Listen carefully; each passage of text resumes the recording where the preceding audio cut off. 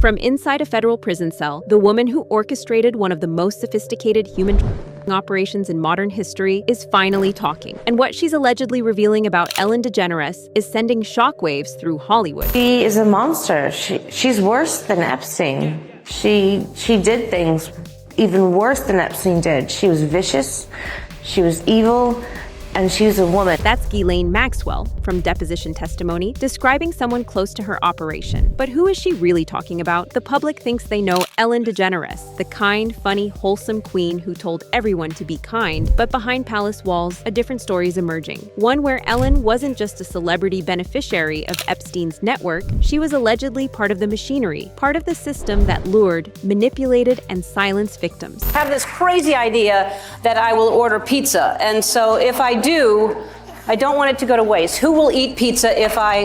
Jennifer, yes? Harrison? That's Ellen on her show, casually joking about pizza, the same coded language that, according to internet investigators and law enforcement files, was used to traffic victims. The same language Ghislaine Maxwell allegedly just exposed in her prison testimony. Can you list all the girls that you found for Jeffrey Epstein that were under the age of 18 to work for him in any capacity? Check the form of foundation. So I didn't find girls. I didn't met them. You would choose the word. That denial, that evasion, that's Ghislaine Maxwell during her interrogation, refusing to answer directly about who she recruited. But now, years later, sitting in a federal prison with nothing left to lose, she's allegedly decided to talk, and Ellen's name is at the center of it all. Here's what nobody is connecting. On July 2nd, 2020, the FBI descended on a quiet 156-acre estate in Bradford, New Hampshire. The property was owned by Ghislaine Maxwell, purchased through an anonymous LLC in an all-cash deal from a woman who had no other known connections to the town. She'd been hiding in plain sight for decades. While her name remained relatively unknown to the mainstream public, Maxwell was operating as the true architect of Jeffrey Epstein's entire operation. Not his girlfriend, not his arm candy, the brains. According to prosecutors and the files that have now become public, Ghislaine Maxwell was the one who built the pipeline. She was the recruiter, the manipulator, the woman who identified vulnerable young girls, earned their trust, promised them educational opportunities, modeling contracts, connections to celebrities, and then systematically set them up for abuse. But here's where it gets darker. Maxwell didn't do this alone. According to the Epstein files, and now, allegedly, from her own testimony from behind bars, she had help from Hollywood's elite. And not in the way people think. In the hundreds of emails recovered from Epstein's estate, his name appears alongside the names of over 300 high-profile individuals, flight logs, communications, third-party interviews. But there's one name that appears with alarming frequency: Ellen DeGeneres. And according to sources close to the investigation, her appearance isn't coincidental. It's systematic. Ellen wasn't just some celebrity on Epstein's contact list. According to leaked documents, and now Ghislaine's alleged testimony, Ellen was part of the ecosystem. She was one of the lures. Think about it strategically. Epstein and Maxwell needed a way to attract victims. They needed legitimacy. They needed celebrity. They needed someone with a massive platform who could dangle promises of stardom, appearances on major television shows, access to the entertainment industry, all things a young, desperate girl might dream about. And Ellen DeGeneres, America's nice talk show host, was the perfect cover. Let that sink in. According to FBI records, Maxwell explicitly told investigators that she used Ellen DeGeneres' show as a lure. She promised victims they'd appear on Ellen. They'd meet Ellen. Ellen would make them stars, but there was never any intention of that happening. It was bait, pure manipulation. Now, this is where the Pizzagate conspiracy, which the mainstream media tried to bury, starts to look a lot less like a conspiracy and a lot more like documented evidence. For years, internet sleuths observed that certain Hollywood elites used specific coded language in public conversations. Pizza, jerky, grape soda, these weren't random words. According to law enforcement and leaked communications, they were part of a coded system used to communicate within the network without raising suspicion. In the Epstein files, the name Francis J. Darby comes up repeatedly. He was Epstein's personal chef, and according to recent revelations, he also worked for Ellen DeGeneres. Just wanted to touch base about jerky. Jeffrey Epstein said he was going to start eating regular food again, so he might be eating less jerky. That said, he has 6 bags of it in the downstairs freezer for his next trip. That's an email from Francis J. Darby to Epstein, casual on the surface. But according to investigators, jerky was coded language, and Darby wasn't just Epstein's chef. He was Ellen's chef too. So when Ellen started making public jokes about pizza, constant, repetitive, almost obsessive jokes about pizza, it wasn't quirky daytime television. It was coded communication. I have this crazy idea that I will order pizza, and so if I do, I don't want it to go to waste. Who will eat pizza if I...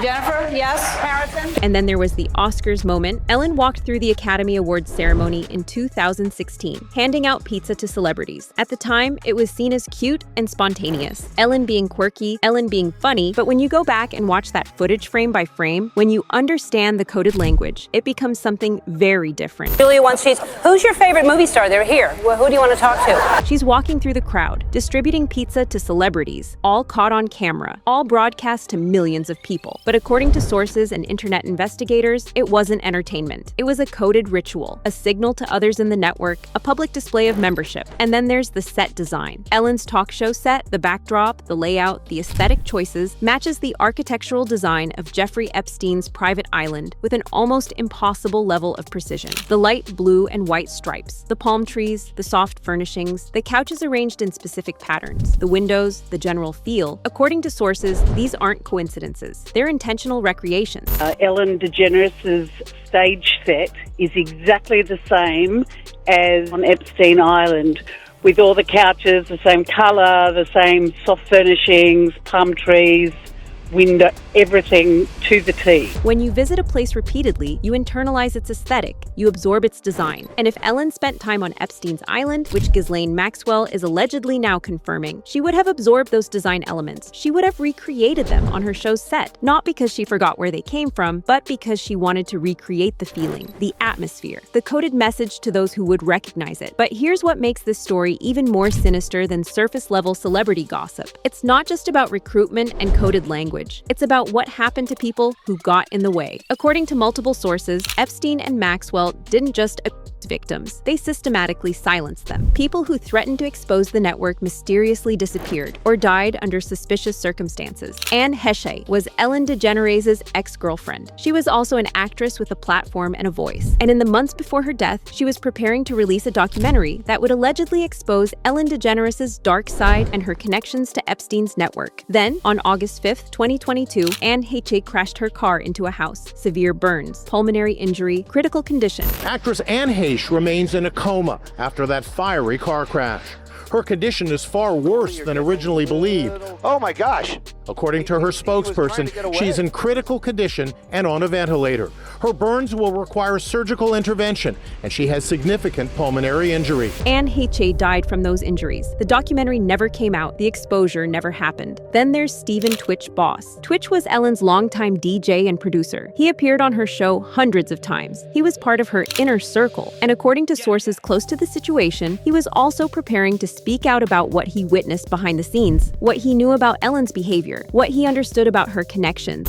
On Wednesday, news broke that Stephen Twitch Boss died from a self-inflicted gunshot wound. And now, ET has learned that the former Ellen Show DJ left a note behind, indicating that he couldn't go on. A gunshot wound, a suicide note, case closed. But here's what's crucial. This follows a pattern. The same pattern that silenced Epstein victims. The same pattern that Ghislaine Maxwell is allegedly now revealing from prison. Virginia Giuffre was one of the loudest, most articulate voices demanding justice against Epstein and Maxwell. She testified publicly. She wrote extensively. She refused to be silenced, or so everyone thought. On April 25th, 2025, Virginia Giuffre died. According to media reports, she walked intentionally into traffic on a busy road in broad daylight. But Giuffre had spent years writing about her survival, about her strength, about her refusal to give up. Months before her death, she posted on social media, explicitly stating that she would never take her own life. That suicide wasn't an option for her, that she had too much to live for and too much to expose. I was a baby stuck in a world where grown-ups were allowed to do whatever they wanted, and I was lost. It's such a shiny, glossy world, that one, full of celebrities and wealth. But beneath, it's nothing like that, it seems. Money should not be able to buy you the power to get away with hurting people, and it's not normal. I don't care how rich you are. Those are Virginia's words. Fighting, refusing, and then suddenly she's dead on a road, walking into traffic. The timing is suspicious. The method contradicts everything Virginia stood for. And according to sources analyzing the pattern, it mirrors the deaths of Anne Heche and Stephen Twitch Boss perfectly. But Ellen's public image began cracking long before these deaths, and that crack is now being understood in a very different light. Around 2020, Ellen's carefully constructed Be Kind persona started collapsing. Former employees began speaking out. They described a toxic workplace culture, bullying, fear, favoritism, an environment where people felt unsafe and mistreated. At the time, this seemed like typical celebrity scandal territory. Surprise! The nice person isn't actually nice. But now, with Ghislaine Maxwell allegedly exposing Ellen's true role in the Epstein network, those workplace accusations look different. They look like evidence of someone with something to hide, someone who needed control, someone who was managing a dark secret. Let's just all go back to 2017, where I was the first person to call Ellen out before anyone else You called her out? Yeah. What do you mean? I called her out. I was like, Ellen's not that nice. This was after you went on the show? After I went on the show, and the world blew up about it and was like so mad at me about it, and then someone else said it, and then it was like, oh my god, Ellen's so nice. Yeah. Oh. One person called it out, then another. Then the narrative shifted, and suddenly, what seemed impossible, that Ellen wasn't kind, that she was cold, controlling, even cruel, became widely acknowledged. But nobody connected the dots. Nobody asked why. Nobody wondered if the cruelty and control were connected to something much darker than just a mean boss. This is where the current story takes its final turn. In late 2024 and into 2025, whistleblowers and congressional testimony revealed that Ghislaine Maxwell was receiving special treatment in prison, customized meals delivered directly to her cell, access to the prison exercise area after hours, a prison guard escort, a therapy dog, visits and privileges that went far beyond what typical inmates receive. Why would a convicted trafficker receive such extraordinary treatment? One answer: she was talking. She was making deals. She was providing testimony about people far more powerful than herself. And according to sources, Ellen DeGeneres' name came up repeatedly in those conversations. A whistleblower is telling the top Democrat on the House Judiciary Committee the Jeffrey Epstein accomplice, Ghislaine Maxwell, is getting special treatment in prison and actively preparing a commutation application.